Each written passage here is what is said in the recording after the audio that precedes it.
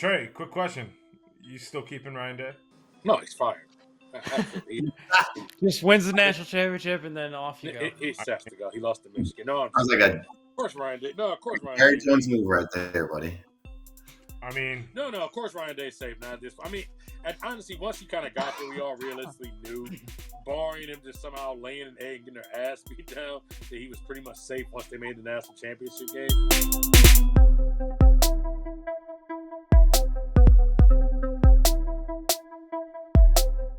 The champ is here. The champ is here. Episode 146, Cinco Squad is back in the house. We have finally crowned a new national championship. The national championship is back in the house. Sorry, guys. Breaking news. Today I will be hosting with Baby Zeke. Me and Baby Zeke, we're taking over Cinco Squad. Zeke, let them know. How are we feeling, Zeke? We're feeling hold on. Before you have to wear a tank top. we had a loss in the bet. Okay, so not only does Trey have to pick the shirt, but Mike, we need to hear the fight song from Ohio State, even though you had to do it at work. No. That was not a part of this bet. I'm not doing it here. No. You should have been at work then. You should have been at work then. I gotta hear this. I don't even remember it. I had to read it. So it's okay. We can pull it up for you. No. You act like Google's like Hail to the victors. That's Michigan. Hail to the victors. Wrong school. Okay, so Mike's congratulations, Trey, you motherfucker. So Mike's bet, and I will see the guys in a couple weeks. So Mike will have to get online and buy the T-shirt or whatnot. Mike's gonna have to say a T-shirt that says "My Fighting Irish lost to the," and make sure "the" is in capital letters, TAT in capital letters. World famous Ohio State Buckeyes in the Natty, and I love Jeremiah Smith. Of course, we have to put Jeremiah Smith. Jeremiah Smith closed the game, so we have to put Jeremiah Smith into this. Speaking of that, though, Mike, how are you recovering? What were your thoughts of the game? How are you recovering here? Well, first off, I'm really sick and tired of hearing the Buckeye battle cry. I fucking hate that fight song. I am, fuck you and your clicky clan. What's that? So I'm doing better than I was Monday night, that's for sure. I've had some time to kind of reflect on like the season as a whole and obviously absorb the loss a little bit as a fan. And while I'm still very disappointed in the fact that Notre Dame did not win, because obviously I wanted them to win, but I am very proud of the season that they had, especially, post Northern Illinois loss, that it's like the focal point of like the down part of the season where it's like, okay, well, they can't lose again. They're not going to make the playoff. And are they really that good of a team because they just lost to Northern Illinois? And their response to that, I think, was very, heartening to see. And making it all the way to the national championship game, I hope that we at least proved that we belong to everybody that was criticizing the team. And congratulations to Ohio State, as I've said in previous videos and things, because hell of a game, hell of a team. Like, you earned the title. It's not like you lucked your way there. Very good. So, bravo. I think this win ultimately means that Notre Dame's football team will never join a football conference at this point. Because why the hell would you join a football conference when you were a touchdown away from tying the national championship and potentially winning the national championship? It makes no sense, because if NBC is going to offer you another deal that's $300, where you get all your TV rights and everything, you can just walk right into the national championship game. This year proved everything to everyone that it doesn't matter if you're the first four, because you know what? It's all about momentum, and momentum in college football, in my opinion, bleeds more than the NFL. So they've proven that who cares if you get a home field, and you don't even get a home field, right? So you got to play your home games. It's another NBC game. It's another game on your docket at home. It's more ticket sales for Notre Dame. So if I'm Notre Dame football, I ain't pressed to go into a conference, to remain independent until they absolutely force your hand, and they're not going to, because Notre Dame is a prestigious school and have proven year in and year out that they're a top team and a top caliber team. So whether Mike wants to continue to sit here and fight me on this, I'm not going to back down. I don't think they're joining a football conference from here on out. because if they go again next year, which I see with Marcus Freeman's teams, he's proved to me that Notre Dame football is back and Notre Dame football is to be messed with because he's put them back on the map. He earned my respect because when at 28-7, that team could have just folded. So, Mike, you can argue with me all you want, but I'm not gonna back down on my opinion. They're never gonna join a football conference. Oh, we made the national championship game. I'm not gonna argue with you anymore. and lost by 7. So yeah, no. 11. If they got their ass kicked like they did against Bama, then there might still be. I don't even If think if they join anybody, it's going to be the Big Ten, mostly because NBC is supposed to get Big Ten rights. But it doesn't matter if the bye no longer matters, as was proven this year. I agree. Put them in regardless, and now Notre Dame's got that notoriety. Now they went to the championship game. Trey, quick question: you still keeping Ryan Day? No, he's fired. Just wins the national championship and then off you go. He's set to go. He lost to Michigan. No, Sounds like a of course Ryan Day. No, of course Ryan Harry Day. Jones move right there, buddy. I mean, no, of course Ryan Day's safe now. And honestly, once he kind of got there, we all realistically knew, barring him just somehow laying an egg and getting their ass beat down, that he was pretty much safe once they made the national championship game. I mean, he went into Texas, beat Texas. I know it was technically a neutral site, but it's not a neutral site. We played that game in Texas. Yeah, it was in the Cotton Bowl. So I mean, once he did that, I mean, honestly, I'm proud of him. I will say, my thing is, we all get upset because Ryan Day lost to Michigan, including me, of course. So I don't think most of us thought Ryan Day was a bad guy or disliked him. It was, you can't beat Michigan in this issue. The difference of this college football playoff now is, technically, he never has to be Michigan because you can just keep making the playoffs, which goes back to something me and John talked about months ago was, does this devalue some of your conference rivalry games? Yeah, to an extent it does. Because right now, I got a championship t-shirt on the way, and normally we lose to Michigan, and I'm like pissy poor and city about it. This year it's like, oh, well, whatever. I guess we lost to Michigan. I guess we'll get over it. I mean, we were mad for that week, and then we went out there and beat Tennessee. I almost forgot about it. So I'm proud of him for getting those guys not to give up. I'm proud of those guys for not giving up. I mentioned this last week. A big thing for me is people can talk to $20 million NIL, but most of those guys were there already. These guys were a collective of guys who grew together. Most of these guys on that team didn't get gold pants, which is, as a side note, you get gold pants. That's what you get when you beat Michigan, because they didn't beat Michigan, but they actually did something that it's only been some of the Ohio State people can ever say it did, which was win a national championship. So for these guys, I'm proud of them. We're going to miss a lot of this squad because I feel like it was so many up and downs with this team. I mean, going back for years at this point, and it was a special championship because it was so many. And it was kind of cool, too, because Ohio State won the first college football playoff championship, and now Ohio State was the first expanded college football playoff championship. And they both were under crazy circumstances. The first team, we lose early, barely get into the playoff, lose all of our quarterbacks to figure it out. This time, we lose to Oregon, avenge it, lose to our rival with their B team. Not offense, John. It was your B team, even you say it, which is why it was more shameful, and figured it out. So, yes, shout out to them. Like I said, I'm going to miss a lot of these folks. Jay, what are your thoughts, though, on the Natty?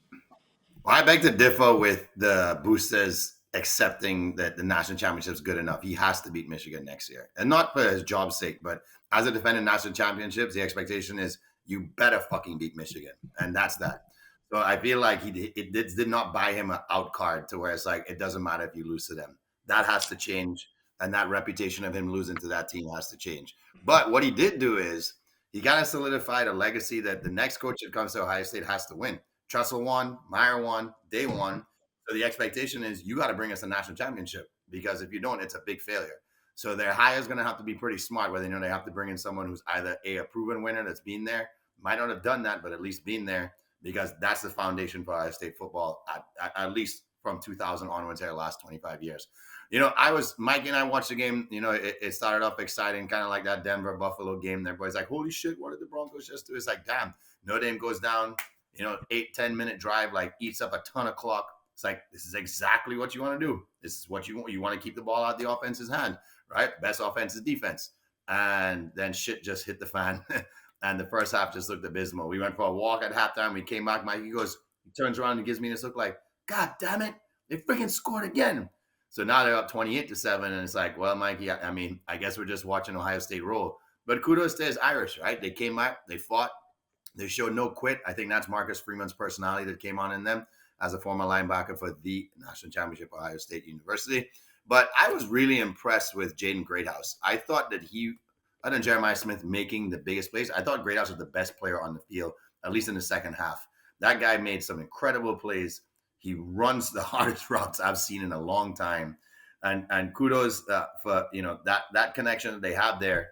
I don't know who's going to be a quarterback next year. Mikey said, I can't remember what Mikey said. So hopefully they develop some chemistry in the offseason, because that kid has, real Julian Edelman NFL stud potential with the way he runs routes and how hard he plays. And I was just happy that for Mikey's sake, that, it wasn't a blowout, it wasn't a snooze fest, and he had something to cheer for. We all knew you were going to win eventually, Trey. It's not like they would have come back and won the game even if they tied it.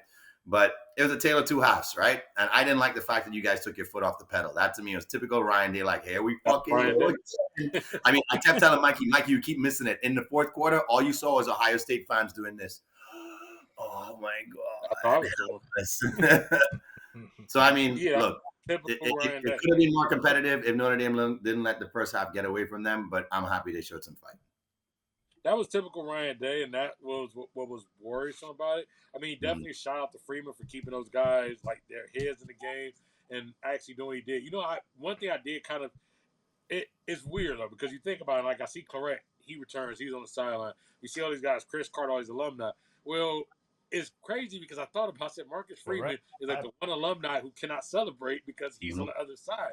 Marcus Freeman, unfortunately, was a defensive captain for Ohio State, and he went to 2 national championship games and lost both. So the one time he finally would be like, oh, great, Ohio State wins, is actually to his demise. So I kind of actually felt bad for him that they showed him in the tunnel and he's looking at them celebrate. I'm thinking, like, any other time in his life, this guy is celebrating Ohio State. He's watched that same video. He's watched the same TV in the Ohio State uniform. He's lost 2 any other time. So that was kind of crazy. It's never too early to start looking at next year. I mean, some of the odds. I mean, they dropped these odds like immediately. To give y'all a couple of the quick odds. Right now, Ohio State is the heads-on favorite. For y'all who don't gamble like that, plus means basically bet $1 to get so many bets. So Ohio State is plus 450. So you bet $1, you get $4.50 back for every dollar you bet. They got in second Texas plus 400, Georgia plus 550, Oregon plus 750, Penn State plus 900, Mike's Fighting Irish plus 1,600, John's Michigan Wolverines plus 3,000, and Jamie, your Kentucky Wildcats plus 20,000. I had to look at it. Money, boys. Show me the money. Plus 20. Can I just say one thing? Can we all say this in tandem? Let's just fuck the SEC. Let's go. Fuck the SEC. Hey, you guys think you guys are such a powerhouse. Hey, Paul Feinbaum, how's that looking right now? Yeah. The Big Ten, he admitted it. Go Big Ten. Okay, yeah. He admitted SEC country ain't shit because you guys only had one team in the Final Four. So, yeah. For the first time after what? After what? Having all these and you don't even claim Carolina, them. Alabama should have been in. Oh, this team should have been in. Nah. It ain't about the SEC. It's about the Big Ten, baby. And you know who's going to win it next year? It's my Michigan Wolverines. We let you have this year, Trey. We gotta hope your $10 million man lives up to his hype. We let you have that this year. We got the number 1 recruit coming in. That's a $12 million. Bryce Underwood, and he's going to lead us to the Natty. And yes, sir. Let's go blue. Got to bring it back. If not, Sherrone Moore, you're out. So you're taking that plus, what was it, plus 3,000? I'm taking it out. Plus, whatever. Plus. And in Michigan, plus that's 30-1. Put 100 on it. There's a $3,000 right there coming back to you. So go ahead and drop your 100 if you're that confident. Okay. Roman Reigns? Mike. we got your Irish at plus 1,600. We got your Irish at plus 1,600. Yeah. Is that right? How are we feeling about that? Well, I mean, I do. I think that's fair only because like Notre Dame being an independent, being out of conference, and not always like they get good recruiting classes, but Notre Dame tends to get recruiting classes where at times it's like a turnover. It's like a rebuilding team where it's like, okay, they're okay, but they're not. It takes a few years for them to get good. But given what they've shown this year and the fact that a lot of the top performers, especially in the playoff, are like freshmen and sophomores. So they are coming back in both the secondary and running back room specifically. Yeah, I think that's fair. And I think putting us in the top 10 to start off, I think is right. I mean, we just made the national championship game, and we're not losing that many contributing pieces compared to like Jaden Greathouse is a sophomore, and he's going to be, and they're bringing in two like 4-star recruit transfers that to replace the receivers that are leaving. No, I mean, right. So they have that young piece. You have what most people consider the best up-and-coming coach. So, I mean, yeah, I think that was right to have them as a top 10 team. Jay, we have the arrival of the next arm of God, Archman. They have them at the second favorite. You think that's a little too high, too low? How are you feeling about Texas next year? I mean, what has Texas done for the last couple of years, right? They've scraped their way as close as possible to get into the championship game, but they can't get over the hump. If he truly is, Ravens. yeah, if he truly is the golden child, and hey, one thing we know about Texas, those boosters open that checkbook up and say, yeah, here you go, but you need to bring some hardware home. Might be Sarkisian's last year if he doesn't do it, despite getting to the semifinals twice. So, do I think Arch has it in him? Absolutely. Do I think they're winning the national championship game? No, but I think they get there. They can keep feeding. John, you said the Big. So, John, you said the Big Ten. Penn State is going to be a lot of people are high on Penn State. They're plus 900. You're bringing back your boy Drew Aller. They're bringing back both running backs. Tyler Warren's going to be going pro. The tight end. Are they overrating them? The tight end is Tyler Warren. Yeah, he's done. The big dude. The tight end is Tyler Warren. That dude. Top 10. Whoever gets that's a future Hall of Famer right there. I'm right. I'm calling it right now. So in 15 years, Mike, find this clip. Future Hall of Famer. I'm telling you right now. Penn State's one of those teams, as you always know. We talk about it. They're gonna go probably 10-2, 11-1, potentially make the Big Ten championship game just because something will happen where Michigan and Ohio State will knock each other out of it. Oregon will take a huge step back. Penn State will get into the playoff next year somehow, and then James Franklin will just flop like he normally does in big games. So, nah, they ain't winning. And I can't trust James Franklin. It's just like I couldn't trust Ryan Day. He got to prove me right. I couldn't trust Ryan Day. After you showed me those stats and my buddy at work showed me those stats, I was like, I don't know. Ryan Day does not have a good record against top 10 teams. So Ryan Day proved me wrong this year. Yeah, I think he proved a lot. Until proven otherwise. So you got 3 coaches left right now: Ryan Day, Dabo, and Kirby. Those are the only 3 active coaches with championships right now. They got Georgia plus 500. Mike, does Georgia bounce back? Is what's the name? Gunner? Is Gunner the answer? Gunner Stockton? Yeah, Stockton. Come along. Gunner's better than fucking Carson Beck. Carson Beck's off to Miami for $4 million. I paid him 8. He's off. You said 8? Yeah, they're paying him 8. They paid him 8 to join his girlfriend and make TikToks all off season. Sorry, let me not excuse me for misjudging that man's wallet. $8 million. He went to Cavender Land. A place we all want to go. Does Gunner figure this out, Mike? Is this the right answer? Is Georgia gonna be back? See, Georgia's in like a weird spot where it's like you really never want to count them out because it's Georgia, and obviously they're gonna be anchored by their defense always. Is Stockton the answer? I don't know, because it's weird to say. I know we've actually probably collectively seen a little more of him than we actually have Arch, but there's almost just because of what we've seen from Arch, it's like there's more trust in him to be able to step into that starting role.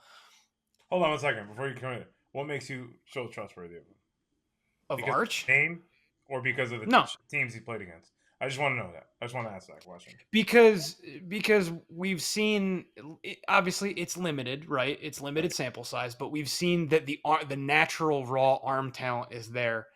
And we've seen that he can run because that's what he was brought in to do in particular packages, was run. So I think there's more of a trust that we've seen we've actually in bits and pieces seen his full skill set. So if that can be taken for the limited sample size that it is, like I said, and expanded upon, and if that's really what he is, as is the expectation, then he should be in the running for the Heisman from what we've seen. I'm never sold on him yet, just until I see him play against real competition. And that's fair. He played against D1 AA schools. So give me a break. all four of us could have ran through those schools. So let's be real. Like, I want to see Arch Manning play against Alabama. I want to see him go to LSU. I want to see him go play Georgia. I want to see him play. He plays Ohio State week 1. Oh, no, that's right. He plays Ohio State. But the thing with Ohio State, the thing that he played against Michigan, he didn't really play against Michigan's top defense. If he played against Michigan's defense in 2024 or 2023, 2024, we would have seen a different defense attacking Texas. I feel the same thing is going to happen to Ohio State. And it's no offense to you, Trey. I just think you're losing way too much off the defensive side. It's going to be like, okay, it's going to be kind of a shell. Y'all will reload, but I don't know if it's going to be we're going to be like, oh, Ohio State just got blown out. It's like, no, it's like they're reloading, right? So it's a lot of guys are leaving off Ohio State this year, too, off the defensive side of the ball. So what we're saying is our time to shine. Literally, we shine. We have the chrome helmets. You have a shiny helmet. They're very bright. We can talk about Arch Manning. Unfortunately for Arch Manning, his first start will be a loss. He's going to go to Horseshoe. It's going to be banner night. We'll hang that banner, and his first night will be a loss. Yes, Ohio State has to reset, but Ohio State always reloads. Always remember that. And the fun part about this is, coming to next season, most people will tell you the best offensive player in the country is Jeremiah Smith. Most people tell you the best defensive player in the country is Caleb Downs. They're both at Ohio State, so that's a fun way to reload. On the offense, Carnell Tate's still there. Brandon Ennis will still be there, so you'll still have 3 of your top 4 receivers. We got a new running back coming in from West Virginia. Virginia. Unfortunately, Donaldson is a big bruiser. Donaldson had 11 touchdowns. He's about 235 pounds coming in, so that's going to be a strong way to reset. Another weird thing that happened for us is our line was so hurt this year that most of our line is back because all the guys were supposed to be in line. We're not there for the playoff run, so the offensive line will be back. And then we also have Sane at quarterback, which is supposed to be one of your next arms to God. So this will be a fun season.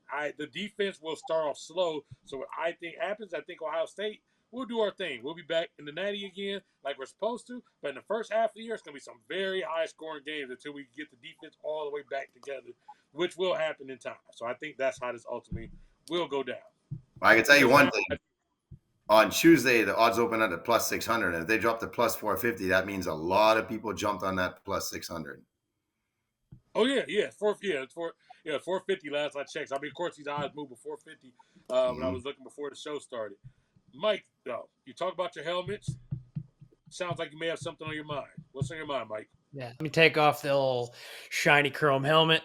So it's interesting that John mentions that he thinks Oregon is going to take a step back, which I agree with. I think they will take a step back. But it just so happens, guys, that Ohio State is not the only college football national champion this year. Because according to Wolf Ratings, which is a mathematical system used by the National Champion Majors Selection Committee, used by the NCAA, Oregon finished number 1 in the country and is going to be recognized by the NCAA in their official record book as national champions in that system. So technically, this is Oregon's first ever national championship in football. That system sounds awful. That system should be completely taken apart and dismantled. Yeah. What I couldn't believe is this is apparently going in the NCAA's official record book. They keep a record of who the national champion is based on this system too. And so Oregon is going to be listed as a national champion based on that. I guess Phil Knight can rest easy then. Phil Knight said he was going to keep spending NIL money until they win because he's not dying without an Oregon championship. So the question is, where does this rank? So that's why UCF hangs their freaking on their stage. I was going to say, where does this? Real question is, where does this rank among the UCF national championship? They're still not the national champions. UCF. You can hang that banner. You can hang that sign in your stadium, but that's the only sign and only banner you'll ever have that'll say national champion. So. And the only one that'll believe it is UCF fans. Although I would love to go back in time and watch them play either Georgia or Alabama and just watch that national championship game get up to TCU level where it was 63 to. Which it would have been. I'll tell you where that banger hangs in accordance to how important that is. Right in line with the Lakers NBA Cup win last year. Whoa. We're not actually won the Cup Blasphemous. She won that. We played everybody we were supposed to play, so it's not our fault if Kawhi Leonard always gets hurt and decides. You know, Kobe's still turning in his grave over that. Yeah, shit. but like they actually won the game. UCF never even played. We won. We played. We beat the teams that showed up. We actually showed up. We beat the team. We're not going to talk about that. So, yeah, I can't believe we actually say that. Anyways, we got other championships coming here. We're down to the last 4 in the NFL. We have the Commanders Eagles. We have the Chiefs and Bills for what feels like the 50th time. Commanders Eagles, I guess it's the 50th time too. We already seen that matchup twice. The Commanders won one. The Eagles won the second one. The Eagles won the first one. Commanders won the second one. Jalen Hurts didn't finish the second one. So some people will say, hey, it's a little bit different. You know, we'll see how opinions feel. Mike, your Giants played both these teams this year. Mm-hmm. You had a good scope on this as a fan of the NFC East. Mm-hmm. How is this going to go down? What's your score? What's going to happen in this game? Well, a fan of the NFC East is a loose term, being that the Dallas Cowboys play in the NFC East. But fuck no. they're yeah, exactly. Fuck the Cowboys. This is going to be an interesting matchup, I think. Are we going to do it? Cowboys. Yeah, fuck the Cowboys. Whatever. So this will be an interesting matchup because it's almost like there's a heavy expectation that the Eagles should win this game. Absolutely. But Washington has made themselves, pros at if they're supposed to lose this game, they win that game, this playoffs. Like I don't think they were favored against Tampa. Yeah, I think they were. No, Tampa was favored. Tampa was home. I just assumed they were favored because they were home, but couldn't have been by much though. Not by much. But they were still favored to win. So I think it'll be closer than I would have thought a few weeks ago. But I mean, are we giving predictions right now? Yes. What is your score prediction as well? I will say that the Eagles are going to win 31-27. All right, you can stay in the apartment. You weren't kicking. Okay, John, how much do you pick your Eagles to win by?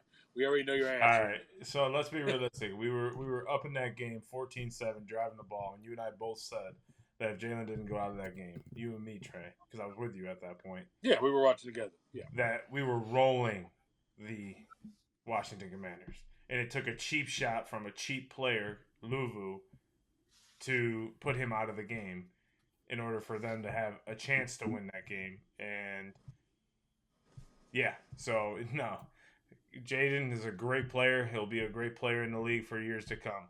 But my Birds are going to take this dub because we got one player that is impossible to stop. And I believe Jalen Hurts said teams have tried to stop him, but have not done it this year. And that is Mr. Saquads Barkley, where he'll lead us to the promised land, back to the Super Bowl. So Eagles win 35-20. Okay. So we got a little bit of a distance here. Interesting matchup. Third time we've seen this. We got Saquon Barkley on one end.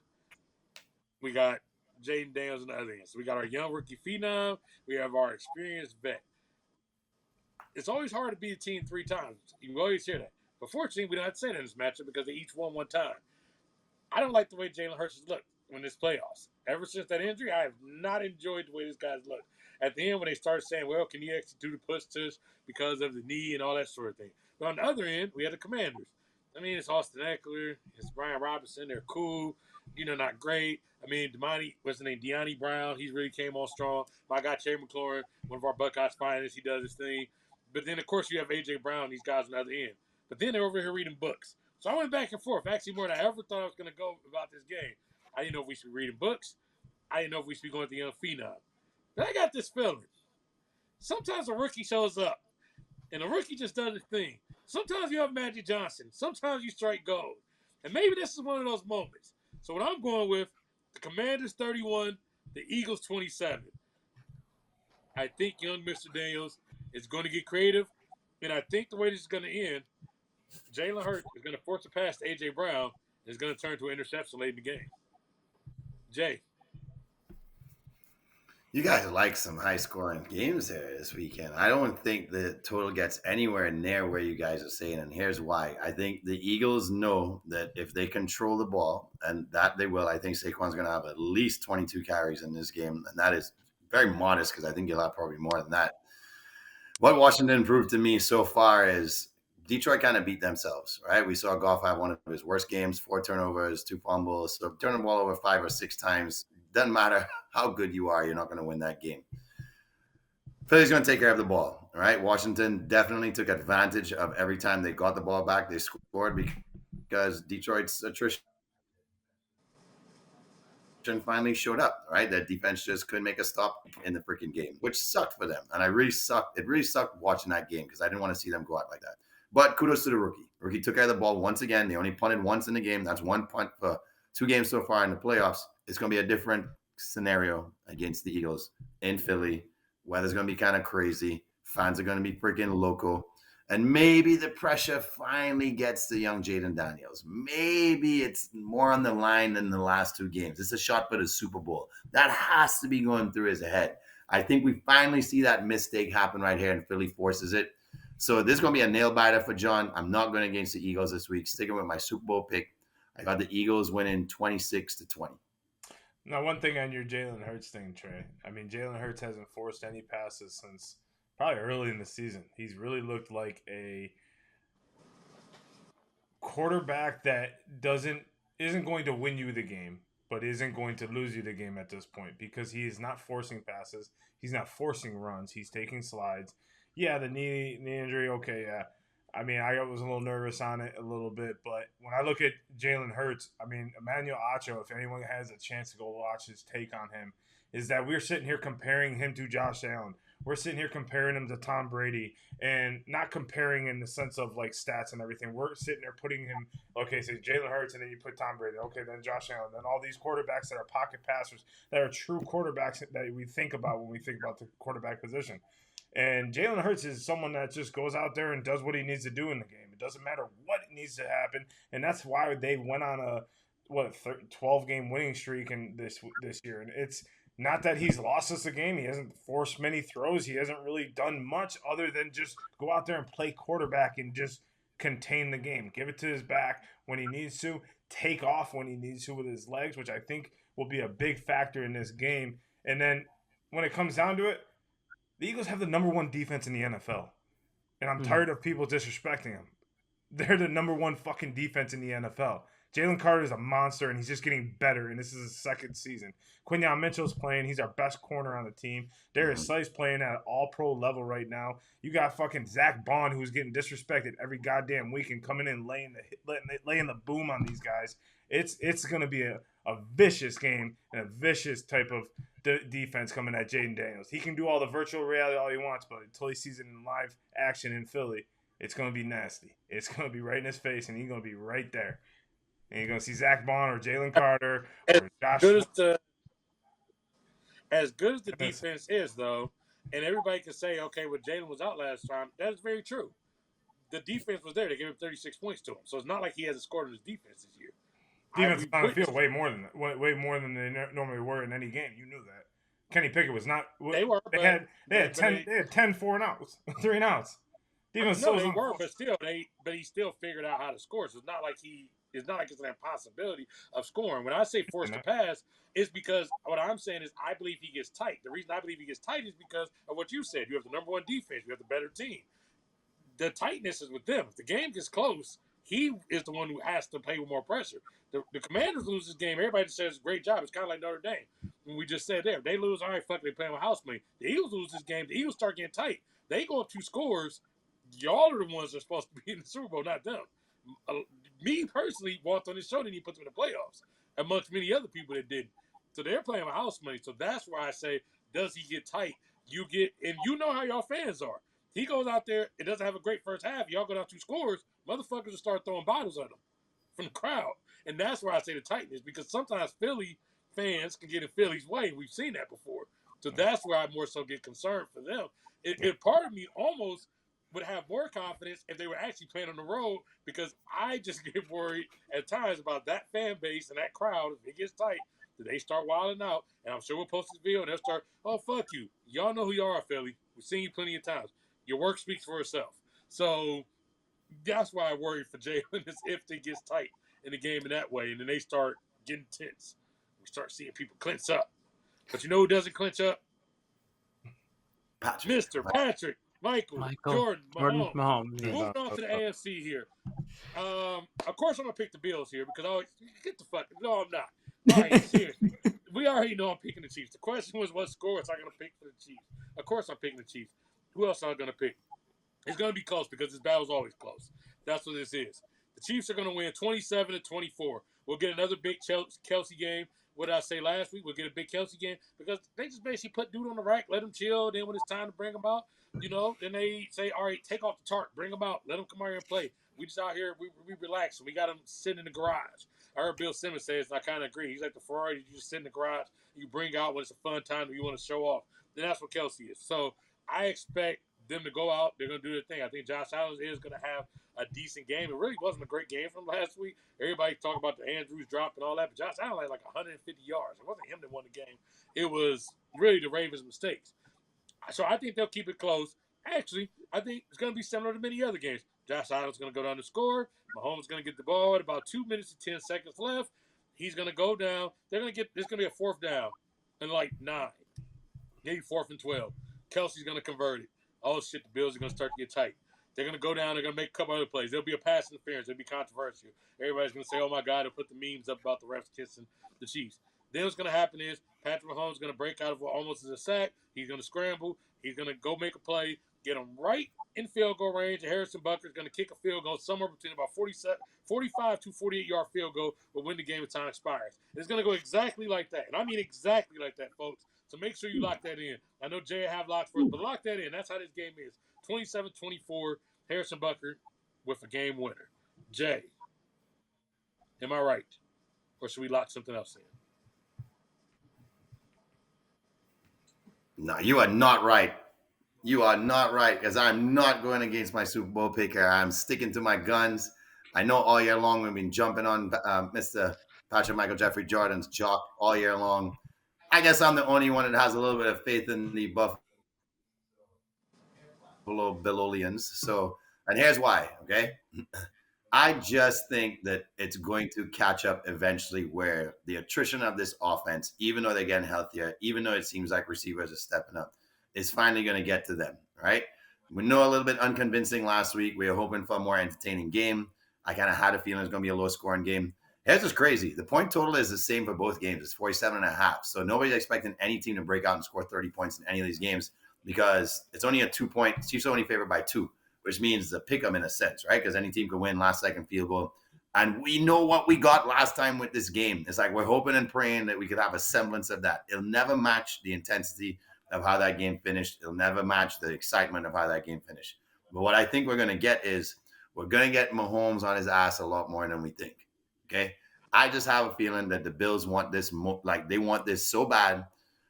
You kind of have that mantra of Chiefs being there, done that. Yes, we've been saying all year long, first team to three-peat. That has to be that driving factor. I mean, most teams would be like, man, we're dead at this point in the season. If we win, we win. Whatever's the case, I know that's been their mantra all year long, and I do believe that can get them over the edge. I just feel there's magic in the air, and there's been magic kind of following the Bills there. They finally gotten to the finish line here. We know they want to win the Super Bowl, but it's about getting to the game first. I see Josh Allen being the Superman of this game. I think he is just going to refuse to lose, and because of that, I really feel that he for a long time has been hoping for this rematch, and he wants this bad. I feel he knows this might be his last chance if it doesn't happen. So all the marbles in. He's going to give you everything. He may even freaking be hobbling out there on one fucking leg with 1 quarter to go. It doesn't matter. Give me the Bills to win this game because he's going to have the ball last this time because the Chiefs are going to be the ones that go up by 2 or 3 points. Well, 2 points. And they're going to say, oh, well, they covered the spread. Not so fast, my friends. Give me the Bills to win this game 23-21. Longest explanation. A little bit lower scoring. Fuck. And going with the low scoring game. Bro, you acting like you don't fucking ramble. Anytime you talk about Michigan, it's blah, blah, blah, blah, blue, go blue, blah, blah, blah, blah, go blue, go blue, blah, blah, blah, blah, blah. Oh, blue for the win, blah, blah, blah. Oh, Quick and short. Blah, blah, blah, go blue, blah. Bro, that was like 30 minutes. Like, we're already done with the show. Anytime we have the squad, let's go. Let's go to Stump the Squad. Michigan in a futures bet. You just fucking ramble for 5 minutes about Michigan in a futures bet. Let me fucking be. Jeez. I did 30 seconds in my Michigan rant. 30 Fuck seconds. You, bro. I was fucking petting Bubba for 3 minutes. Mike, roll the tape back. I already counted 30 seconds. Mr. Rambles. Go ahead, Mike. But no, seriously, Mike. Even though it took me 6 minutes to get on the show this time, I'm the Rambler. Okay. Said 6 minutes, I said my first word, but I'm the Rambler. But seriously, though, Mike. Mr. Rambler. Normally you say you don't bet against Mahomes. Are you betting against Mahomes this time? Well, I think Jay is right about one thing in that whole explanation, and that's that when it comes to the Buffalo Bills, Josh Allen is their Superman. But the thing you got to remember, consult your comics, kids. Every Superman has their kryptonite. And unfortunately for Josh Allen, Patrick Michael Jordan Mahomes is his. This is going to be a good game. I think they are going to lay it all on the line. They're going to give everything. I do expect Josh to take his lumps and continue to go out there and give everything he has for the Buffalo faithful. But it won't be enough. No, I will not until they prove otherwise. I will not bet against the Kansas City Chiefs. They will win this game 38-35. Damn. You going with the high scoring game like last time? Hey, on the sprint there. John, who's facing your Eagles in the Super Bowl? Let's go. It's going to be, this game reminds me of a game that we had against Ohio State. Thank you, Jay, to bring up my Michigan Wolverines, where it was such euphoria in the snow, where we had to beat the Ohio State Buckeyes in the snow, and it was such a euphoria after 13 long years of waiting to do so. The Buffalo Bills will defeat the Kansas City Chiefs in Arrowhead in overtime, and it will be 42-39. It'll be a high-scoring game because I think both defenses are both depleted. I think both quarterbacks are in the zone. I agree with what Jay said in his 7-hour rant about Josh Allen, that it was like Josh Allen is locked in as can be. I mean, this team is as focused as they go to Buffalo every time. Players aren't goofing around. We don't have a Matt Collins video of what you want to do this week in your kitchen. We have a focused Buffalo Bills team going into Arrowhead. And I think it's going to be a high-scoring game because I don't think Patrick Mahomes is going to just lay an egg. But it's going to be a very high-scoring game, a very high-momentum game. And Josh Allen and the Buffalo Bills will get over the hump. It'll be 42-39, and they will play my Birds in the Super Bowl, which will be a lot of controversy on my end. Mm-hmm. Since we're there, John, since we're there, yes, sir. Potential Super Bowl. We have potential Super Bowl storylines. Looking just quickly ahead, what's a potential Super Bowl storyline that you think would be interesting if it played out?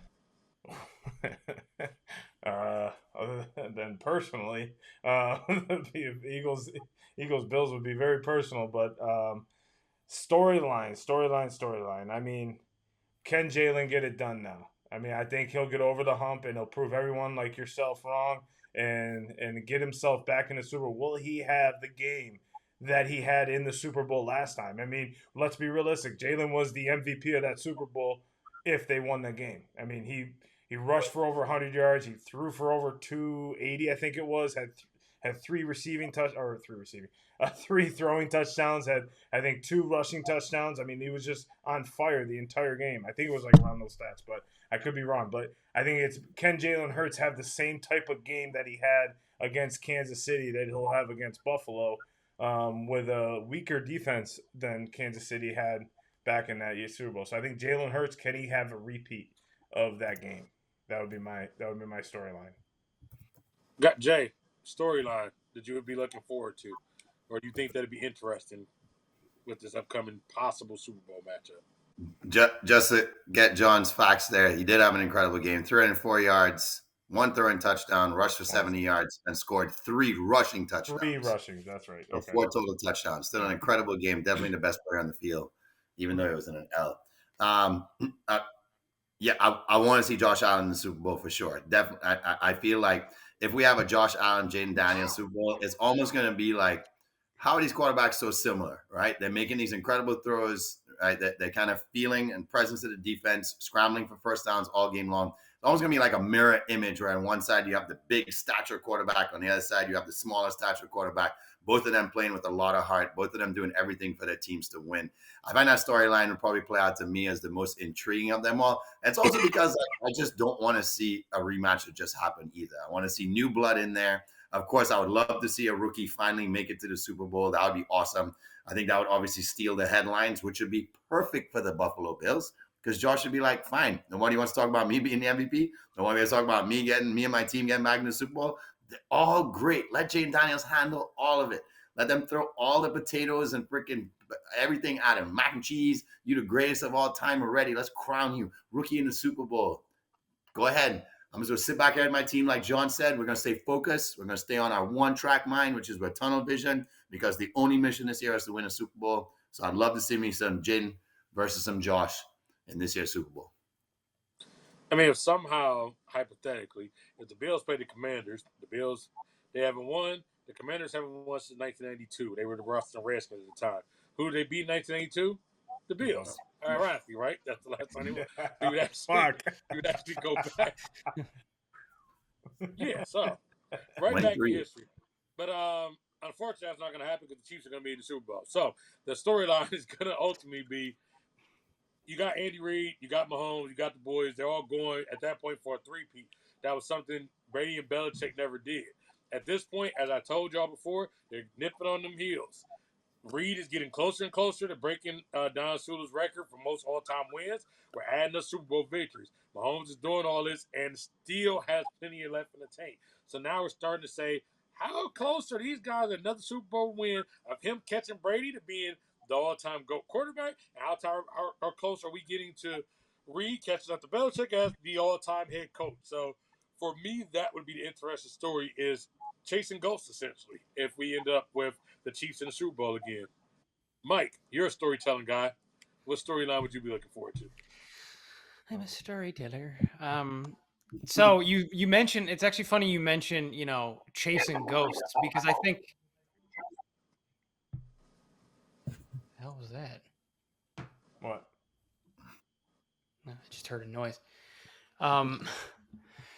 So it's funny that you mention chasing ghosts, because I think, at least in my path that I have for the Super Bowl, it kind of has to do with, do ghosts of years past come back to haunt teams trying to beat the Chiefs, come to haunt the road to the Super Bowl? Because if you think about it, okay, Chiefs versus Bills in the AFC Championship game. Do the ghosts of all these previous matchups past come back and haunt the Bills? And then we get to the Super Bowl and it's Chiefs Eagles, and does the ghosts of the previous loss to the Chiefs come back to haunt the Eagles again? And really, it's everybody's kind of looking to the top of the mountain of Mahomes, and can anybody climb it is the big thing.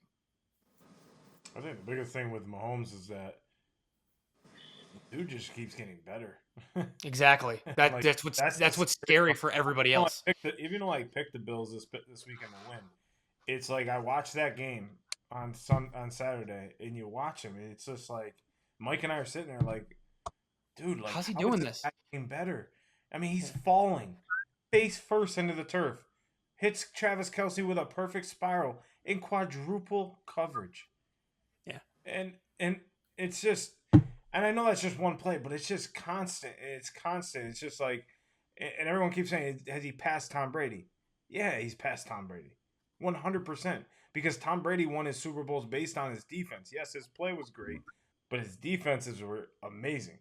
Patrick Mahomes, if you take Patrick Mahomes out of these Chiefs, they're probably a mid-level team. I think we can agree, if the Bills do end up beating the Chiefs, it's not going to be because Patrick Mahomes lost them the game or didn't do everything in his power to win them the game. Yeah, I mean, it's gonna be an all-out dogfight. That's game that I already knew. Once the Chiefs were in, I was like, oh, that's a 6:30 game immediately. But yes. Yeah. Well, they're pre-slotted, actually. They rotate them every year. So, like, next year. They do rotate them. So that was Jay's question to me. It was like, wasn't it always So they do rotate them, Jay. It flip flops. So next year the NFC will be last, AFC will be first. They flip flop them. Good. The Giants can be the 6:30 game now. All right, so Okay, listen up. I do have a lock. For this week. We're going to play a prop style. Before I know we got to move on here from our NFL talk and bring you guys some other action. But after watching AJ possibly have his worst game of the year last year, it's a bounce back game for him. Why? I saw what Washington gave up in the last game. I saw what they gave up even more in the Tampa game. His prop is only at 60.5 yards right now. I think he can get that in the first half, to be honest. I think he might even get it off a big play where he's going to at least 45 to 50 off of one pass alone. So lock it in. A.J. Brown over 60.5 yards because Washington's kind of being showing some teams some love in that secondary. And people been giving James so much crap. I feel Saquon opens the game up, and he's going to find A.J. for a couple big ones. So go ahead and lock it in. A.J. Brown over 60.5 to help the Eagles move on to the Super Bowl. God, I hope so. All right, so make sure y'all lock that in. Make sure y'all get paid. Everybody, make sure y'all lock that in. Make sure y'all get paid. Rosters don't lock around here, though. But in NBA, the rosters are going to be locked really soon here.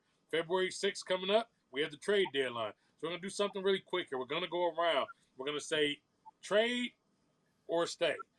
Each one of us will pick a person in the NBA, and we'll say whether they're going to be traded. If we do think they'll be traded, we'll say who we think they can be traded to, or if we think that person will stay with their current roster.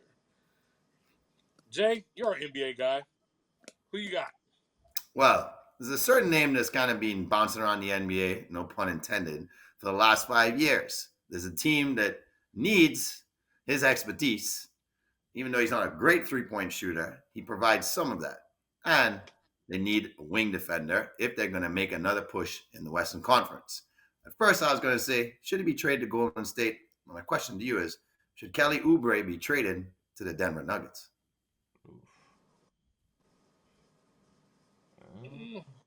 I don't think he'll get traded. I think he'll basically stay. I think he'll ultimately end up staying. He's with Washington, right? Philly. He's Philly. Yeah. Because Philly, at the end of the day, they're not in tank mode, even though they probably should be. But I think Philly's going to try to hope that somehow Embiid can figure out how to play 2 games in a row and hope that Paul George can be healthy. So I don't see them selling because they put so much in to try to get to this season. So I think Kelly, unfortunately for himself, is going to be stuck sitting at home in May because Philly won't be there and he's still going to be playing for the Eagles. Yeah, I see him being traded because I think Denver will put something together for that package. I think Kelly can bring some depth that we keep saying Denver has lost over the years from, just obviously contracts, not enough salary cap, guys getting paid, guys wanting to get paid big money. So I can see him getting traded just because they need that depth on that roster. And with Russ leading the second unit, I think he's leading the second unit from what I've seen in the beginning of the season. It'd be a good addition, good size, he could stretch the floor, be a good wing guy. So I think I could see it happening, just because Philly is just Joel Embiid can't even do warm-ups without twisting his ankle. So, so traded for sure. Mike, what about you? Yeah, so I think that is a very interesting name because I think it could really go either way. That's one of those 50-50 names. But, yeah, I could see him getting moved because I agree. Like, Philly's going to have to make some decisions on guys, and I think they're going to have to think longer term than they were hoping to, simply because of the health and the struggles that they've had so far. And so I don't think Oubre is really going to be a part of their long-term plans. So they're quick. What will be, I would describe as a retooling, I think is what they're going to try to do. They're going to try to retool around them quickly and bring in better players. So I could see him definitely being an expense for them. John, who you bringing to the table here? Well, I kind of went with Philly too, and just a premier player in the sense. I'm gonna go with Paul George. I think Paul George is already sick of Philly's bullshit and already sick of the organization's bullshit. Came to a team to try to win, and the team is not looking pretty close to winning at all. So, will Paul George be traded to the Golden State Warriors? Trey, you look like you want to take this one away. No, Paul George is stuck there because It's not to me. The salary is going to make it very hard to trade him anywhere. And he just signed that deal. That deal is so fresh that not too many teams, and he's been hurt a lot. So I just think if they could, they probably would. I just don't think too many teams are going to say, we'll do it. Remember, it's funny you say the Golden State Warriors because a lot of people thought the Golden State tried to get him. Yep. I was thinking. They actually made the attempt at doing it. Yep. And unfortunately, now I think Golden State's like, oh, shit, we might dodge the bullet. So I think Golden State won't do it now because of that. Do I think that was the right move? Yes, they should have went for him. But I think now it's like we dodged the bullet. Maybe we'll go elsewhere. And George, I just don't see where else he can go at this moment because the deal is so fresh. And there's so much money on that contract, unfortunately, for them. But fortunately for his wallet, so shout out to Paul George and that wallet. Yeah, I mean, you get paid. I'm not feeling too bad for him, though. That's great. He making that bag, so. I got to agree with Trey. It's one of those situations where Philly kind of locked themselves into this for 2 years, and it looks worse and worse even after year 2 if Paul George ends up playing 40 to 45 games, as an average per regular season, and then who knows what you're going to get in the playoffs either. It's kind of the same story. How could you have 2 guys on the same team and the Clippers are like, we can't take this shit anymore. We got to have 2 superstars going on with similar injuries in the first round of the playoffs and succumb to a team because we just can't put our star players on the floor. Philly gambled. The gamble doesn't seem like it's working at all right now. It's going to be too hard to move in. And because of that, no team's going to feel like they have to force their hand because who is he really going to make that much better right now? And I don't think it's anybody. I'm not going to diss his game because I do believe he still has a lot of game. I just don't think he has the legs behind him right now for a deep playoff run, and that's the only reason you make a move for him at this point. No, it makes sense. Mike. Yeah. PG. Yeah, no. Philly sold out for PG, and now they're going to have to kind of take the lumps that have come with it. I don't think he's going anywhere. In fact, I don't think he's going anywhere for the remainder of that contract. Like, they're just kind of stuck. So they're going to have, like I said, with that whole retooling thing, they're going to have to retool with the idea that Embiid and PG are both on the team. Mm-hmm. Fortunate for him. John, it was your question. So do you think Golden State? So my only thing about Golden State is I can kind of see like something where they offset the contract somewhere. And I'm always a big proponent that like when a team is doing bad and you have your star players hurt, right? BJ's hurt, or you magically get put on a potential team that could make it the playoffs, and you could be that final piece. I'm always a big proponent that's when the guys you see starting getting healthy, right? So, I mean, a lot of the times when we look at stuff like that, I could see it happening, but not really. I think I agree with you guys with the contract being so heavy. I'm just thinking in fantasy world, I guess, scenario that like if a guy is healthy or somewhat healthy and he can get over to that team, all of a sudden it gives you a burst of energy. You play with a little bit more confidence. You feel better when you're winning, and it just feels you're not always hurt, quote unquote, because a lot of these guys sit out nowadays. So I can't see it happening, but I would like to because I think it could help out Steph and the rest of the Golden State Warriors. Mm-hmm. Trey, I'm going to let Mike go first. Mike go first. All right. I have a list of ideas. I know Mike said he did just in case I steal one of his. Okay, so it actually kind of ties into. Let's go from Philly to the other side of that deal. Let's go to the Golden State Warriors. So the roster is getting older. The roster is getting older, and they've been continuing to try to get better while keeping the core together. But sometimes you've already let one piece of the core go, and sometimes you have to let another one go. And we've seen the heir apparent. So should Draymond Green get traded to the Detroit Pistons? Oh. I already knew that was going because that's been a rumor for years. But nah, I think at this point Draymond and Steph they're going to be attached to the hip. Steph wouldn't want him going at this point, which is why he can't go because that's Steph's guy. If they do that, I think it would genuinely piss Steph off. The other thing about it too is I don't know who the Pistons will send back to Golden State, and the Pistons seem to have a good thing going with chemistry. I think they do need a vet there. I just don't think it's that vet that they need there. You already got Isaiah Stewart. He's a hothead. Him and Draymond be in there banging in the locker room. We don't need that. Woo. So I think at this point, if Draymond was to have win, I think it would have been last year. I think him and Steph are just, if anybody's going off that team, it's going to be Kuminga. If anybody's going about him, Golden State is him, because he's the next one due for a contract, and he's probably the one that connected the most stuff back. Yeah, I keep hearing that every single year about Draymond going back to Detroit because he played Michigan State, and I get so tired of hearing that bullshit because it's not always that. And that's not the reason. The fact is that, well, it's part of the reason. I mean, most of the people put Detroit to it, and they've done it for the last 6 or 7 years because he played at Michigan State, and that's but now they're doing it because they're supposed to go get a vet.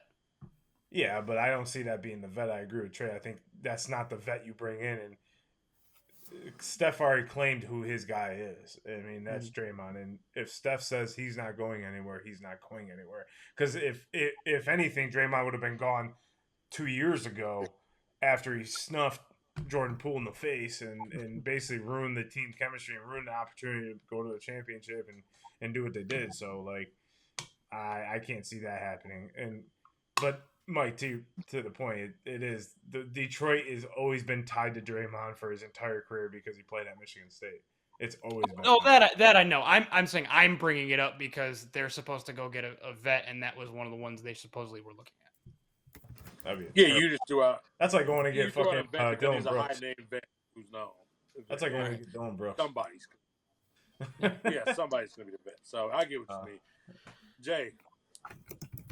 As intriguing as it sounds, I mean, we have to figure out like who's going. I think Bickerstaff wouldn't mind having that sort of mindset on the team because why not, right? Bringing out that big bad Detroit Pistons sort of mentality. They're making a playoff push. Problem is, you're going to probably have to give up Jalen Duren and maybe Tim Hardaway Jr. or a couple of draft picks. I mean, even though I don't think Golden State could ask for a king's ransom, at some point I feel like they're not going to just lay a small deck of cards on the table. I think they'll ask for a lot more than Detroit want to give up, and that ultimately blow up the deal. But I kind of do see it fitting because Cade Cunningham kind of has game, but he has that soft appeal to him. You know what I mean? Like even when he tries to be hard, it's like, bro, you're not hard. You know what I mean? So if you're having that pitbull mentality to look out for Cade in particular, because a lot of guys are coming after Cade right now because he's having his breakout year. And I don't think there's much people on the team right now that kind of have his back in that sense where it's like, yo, don't touch my fucking superstar. Like, back the fuck up. Like that's what Draymond's done for Steph for his whole career. But like you said, him and Steph are tied to the hip like Siamese twins at this point. You already blew up the Splash Brothers. I don't think they're willing to just implode completely and be like, all right, we're just gonna break up this as well. And Steph, just good luck on your own and figure it out. Because then Steph's gone and then Golden State's done for the next 10 years. So I feel like as a ploy not to just implode the team completely. It just won't happen, but it's a very, very intriguing idea. Although Golden State has to be very, very smart over the next 3 to 4 years here with how they do things, because exactly what you said, Jay, is that the way their roster's looking, it looks like they can go into a 10 to 15 year drought of not even winning 20 games, maybe. So when Steph and Draymond retire, so they gotta be very smart and strategic on how they bring in new talent. You're never gonna replace Steph and Draymond, right? So, but you have to be able to replace them with other players. Like replacing Steph is like replacing 4 players, right? Like you gotta bring in 4 players that are gonna be caliber to equal what Steph is gonna bring you. So I do think there is a trade here at the deadline that's going to ultimately yield that.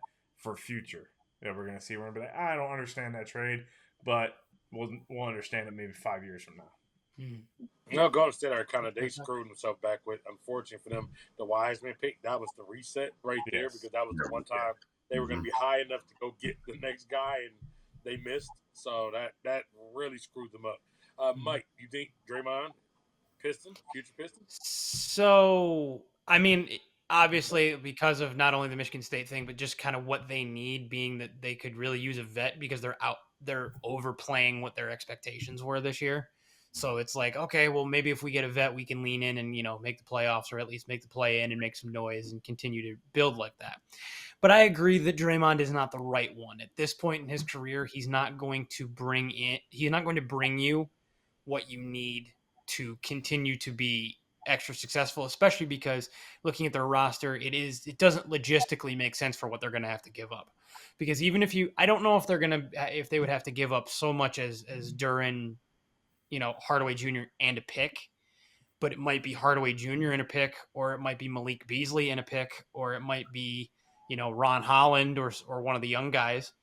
The money even up though.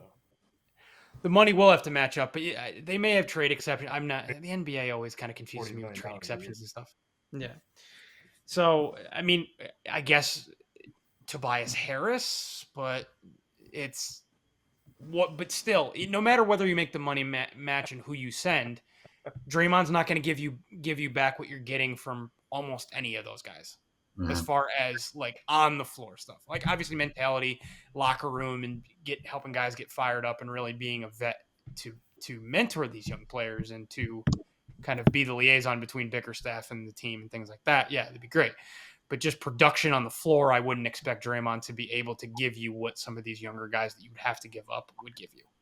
I can't see. I just don't see Draymond as a leader. Like he's a vocal leader on the Warriors just because he's won 4 championships. But realistically, the leader of the team is Steph and Kerr. Yeah. And then, but I don't see where you see that like veteran presence that he's going to come in. Well, so I think to Jay's point, I think it would be that maybe the thought is they need a vocal leader because Cade is seems to be more of a passive player. Yeah, but he's more of a bully, if anything. You're bringing in a bully to kind of come in, and that's what Detroit basketball. Right, but you're being a bully to your own fucking team, is what I'm saying. Right? Oh no, I completely understand. I agree with you. It's just we've seen the Pistons go this route before, as far as leaders go. Mm-hmm. Yeah, I guess. That makes sense. Isaiah, from what I understand, Isaiah wasn't necessarily a saint. Well, everybody. It was Bill Laimbeer. Bill Laimbeer and Joe Dumars. Yeah. And Mark Aguirre. Yeah, but Isaiah was 3 times a better player than Draymond. That's not debatable at all. Yes, he absolutely was. No, I'm just saying, as far as like Detroit basketball leadership, we've seen guys that are kind of assholes, seemingly. Yeah. All right, Trey, are we running tires, Max? What are we doing here? No, I can care less about the Sixers. Y'all care about the Sixers a lot more than I do. We got bigger stuff to accomplish here. Okay. There's been rumors about De'Aaron Fox. We're going to put De'Aaron Fox up. And let's say, De'Aaron Fox meet Victor Wembanyama. The way this would work out, Keldon Johnson or Trey Jones, you can put with Zach Collins, who has a very high contract. You can put enough pieces together. And the Spurs have a chest of draft picks, a lot, including 2 this year. The Spurs have a lot of picks to go make this enticing. So, like I said, De'Aaron Fox to the Spurs. John.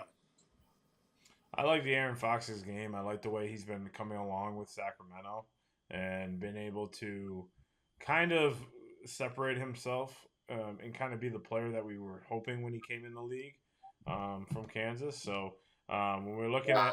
hold on, correction. Not Kansas. Okay. Who's Kansas? Which Garden? No, go on beat. Wasn't Fox Kansas? No. Him and Malik Monk were at Kentucky together. I don't know why. It was the big deal of him versus Lonzo when Kentucky played UCLA. Was like the big deal. I don't know why he thought he was Kansas. Maybe it was Andrew Wiggins. Wiggins. It was those 2, but it felt like Fox played at Kansas. It sounds like a Bill Self guy, but I don't know. Fox, I think, is finally come into his own game and finally found himself. And I think it's the missing piece that I think is going to help the San Antonio Spurs. Pop is a genius. I mean, look at the team. I mean, they're playing great basketball. Victor's finally, taking that extra step that I didn't see coming, and you guys did. So congratulations on calling that, because I mean, you put a little bit more muscle on him, and this dude's just going to take over the fucking league immediately in the next year. So, I mean, he already has, right? But it's like, imagine him putting like 20 pounds of muscle on. It's like, fuck. Like, he gets Giannis big, forget it. There's no one's going to be able to stop him. So putting him with them, I mean, Chris Paul's still there, right? Yeah. Yeah, so that's a vet that you got on the team that, is is a guy that can, help lead, help teach. I think that's a good move. So I like the San Antonio Spurs with De'Aaron Fox. Plus, I think his mood matches a San Antonio Spur. Like the way he handles himself. Yeah. Jay, what about you? I love that. I feel like Batman needs his Robin, and I don't think De'Aaron Fox fits as the alpha in the equation for any team. I think he's that spark that you instantly want to come in there and just really kind of tell guys like, look, we're running and I'm going to lead this offense. And hey, Victor, if you're trailing me by like 6 feet, I'm just going to throw the ball about 14 feet in the air and let's just freaking dunk on every possible player you could dunk on from here on out. The guy is as dynamic as it gets. He's developed a jump shot. He can shoot the three. He pretty much just replaces Chris Paul instantly and gives you more energy. And almost brings the same thing to the floor apart from the veteran leadership and obviously being able to mentor players from that aspect. But give him a year with him or half a year with him and then great things could happen. Definitely a match made in heaven. I would have never thought of this one, but I think that's the right landing spot for him if the Spurs can make it happen. And I think they can, because if the Kings are looking for a rebuild, we have kind of seen that the draft gets a little bit thin depending on where those picks land. So obviously you don't want the Spurs to be good anytime soon. But it's worth the risk. I like it. It's wild that Mike, though. Like they're just I know 2 straight seasons of like success, and then they fire Mike. Light the beam. Yeah. And it sounds like okay, we're done. It's like the Chris. Oh, and John, ironic reference: Kelly Oubre Jr. went to Kansas. Yes. That's okay. Yeah, well, Kelly. I don't know why. I always think Fox was at Kansas. Like you say that, and and in my head, he doesn't look.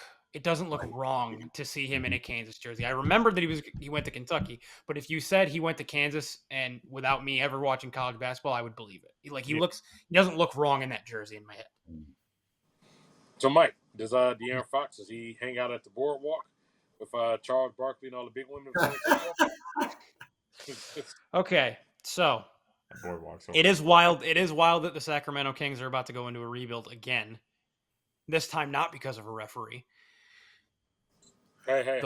Those that know. But I understand that. I don't disagree. However, a little bit of help. De'Aaron Fox, I will say this. De'Aaron Fox will be traded before the deadline. He will be traded to the state of Texas, but he will not be traded to the San Antonio Spurs. Oh, you know what the Mavs?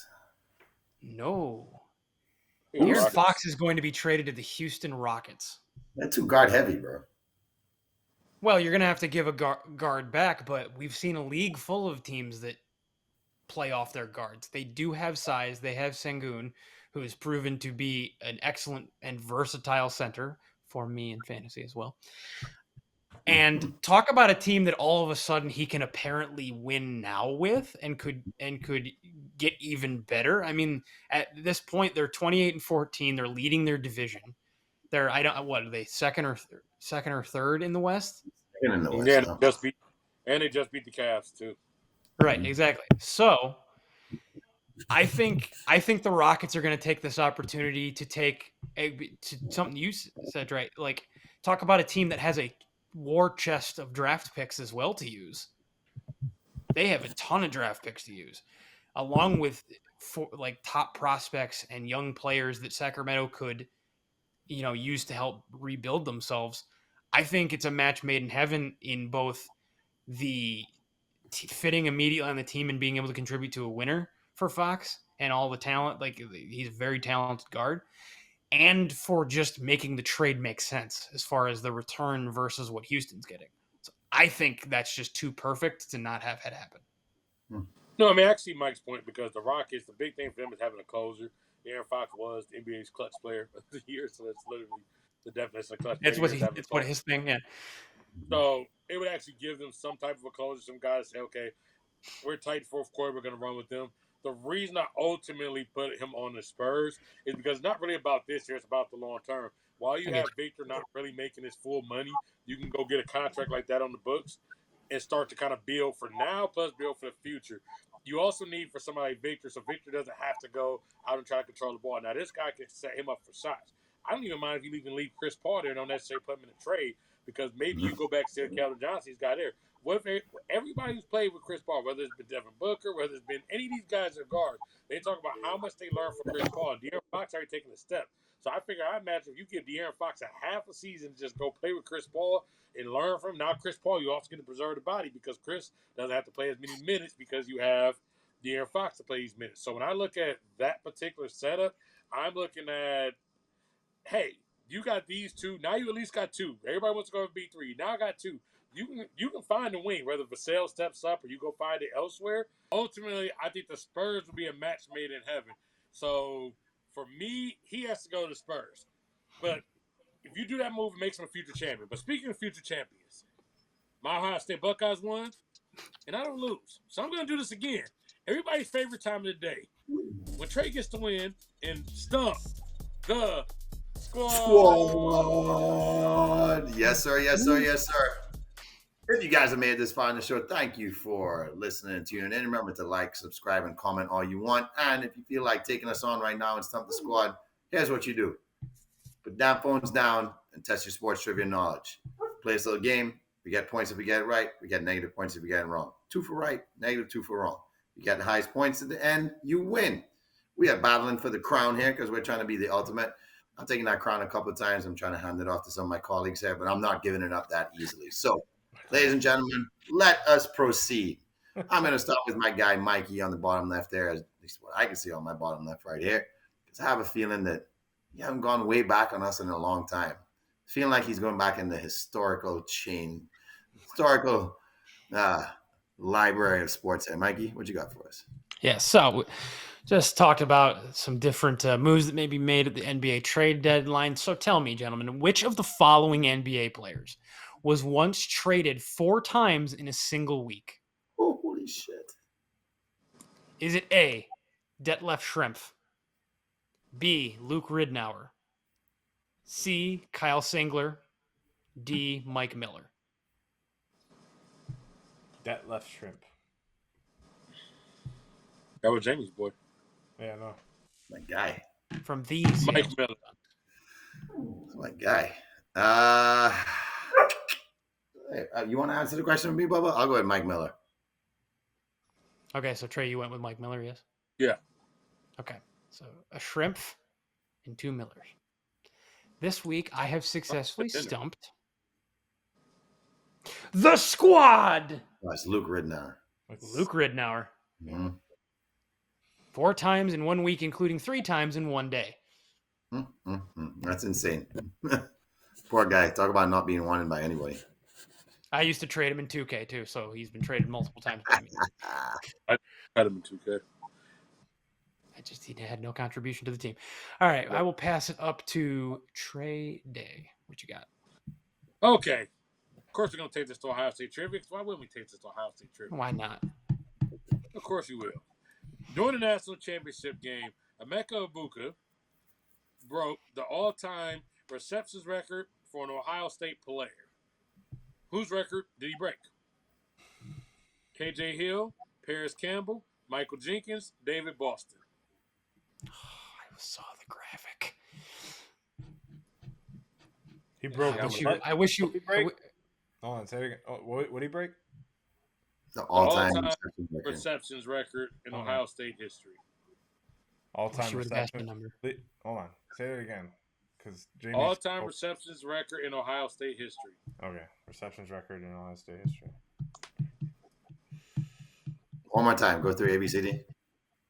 KJ Hill, Paris Campbell, Michael Jenkins, David Boston. Michael Jenkins. Yeah, I think it's Michael Jenkins.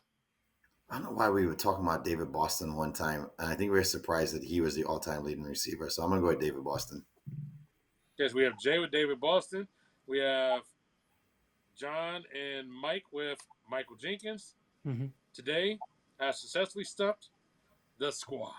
Perfect. Shout out to my guy, KJ Hill. Some of the most unforgotten moments. Yes, KJ Hill stayed for a long-ass time. David Boston had many records, but not that one. I wish you would have asked the number. I remember. So Mike and I have Jamie and I have -4. Mike has -2, and Dre has -2.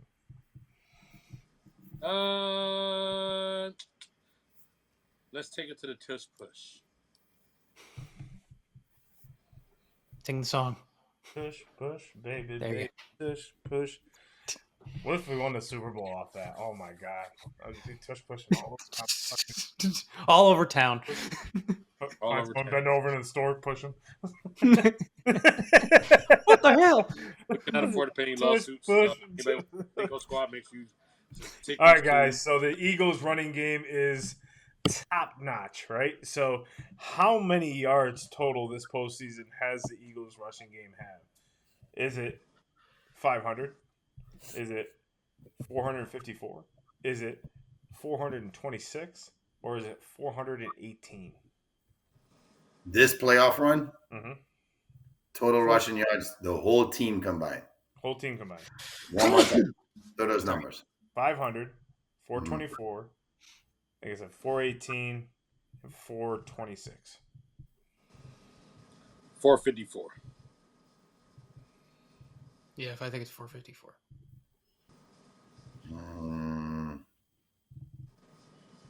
What's the second highest number? 454.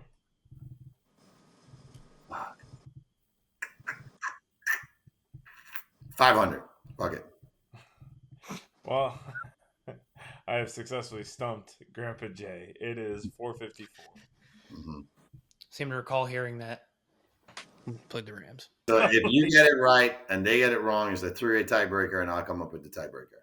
Yep, and it's your question anyways. All right, so let me take it to gridiron here. Jay Daniels will be the sixth, or has become the sixth rookie quarterback to lead his team to a conference championship game. Can you guys tell me which of the following quarterbacks does not belong to this exclusive club? Is it A, Sean King, B, Kurt Warner, C, Ben Roethlisberger, or D, Joey the Vampire Flacco? What was our four again? Sean King, Kurt Warner, Ben Roethlisberger, Joey Flacco. Has not led to a championship game. Which one of those quarterbacks does not belong in the exclusive club of 6 rookie QBs in NFL history that have led their team to conference championship games? Kurt Warner. Yeah, Kurt Warner. See, you say that with a lot of confidence. But I guess I'll trust the gut. Joe Flacco. Should have gone with the confidence, Mikey. Today I stumped Mikey, which makes the Ohio State fan just keeps on. Mike again. We did it, Zeke.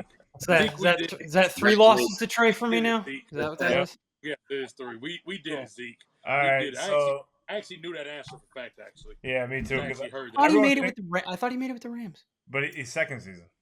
Second. Oh, I thought they got first season he sat on the bench. The other 2 quarterbacks, Mark Sanchez, yep, and for the Jets. Yep. Who is the 6th? 6th one's not coming right now. Maybe Dan Marino. That would. I can't remember now. Trey is stumped the squad and winner 146, which brings our scoreboard. There's no winner yet. It's Grandpa Jay with 6, me with 5. I don't know how I got 5. Trey with 4, and Mike with 3. I don't even know how I got 5. Jesus. You won like 2 or 3 in a row at one point. I know you definitely won. I had no idea. I think you won 2 in a row like twice. All right. Yep. Jay, take us home. So yeah, another great show in the books. Got a lot more good things coming up. We will have a lot of good content. Make sure y'all lock in on the socials. We'll be there for all the football. Hockey season is cooling down or heating up, whichever way you want to say. More basketball content, heating up, cooling down. I don't know. I mean, it's ice, but it's getting heated because we're getting. No, I got I got where you were going. Yeah, we're getting further into the season. College basketball is starting to, starting to come to form. And yes, there's more than Cooper flag. So make sure y'all definitely tune in. With the Super Bowl coming up, we will have a couple special edition things going in. So make sure y'all lock in and see what we have coming. A couple surprises, maybe a couple guests. Make sure y'all definitely check us out. The squad will actually all be together in a couple weeks. So we definitely will have some special content coming that week as well. And also, we will have a special T-shirt worn by Mike coming pretty soon here. Mike. But make sure Cinco Squad Pod 05. Make sure y'all like, comment, subscribe. talk to us, and continue to follow us. We appreciate the support. Cinco Squad out.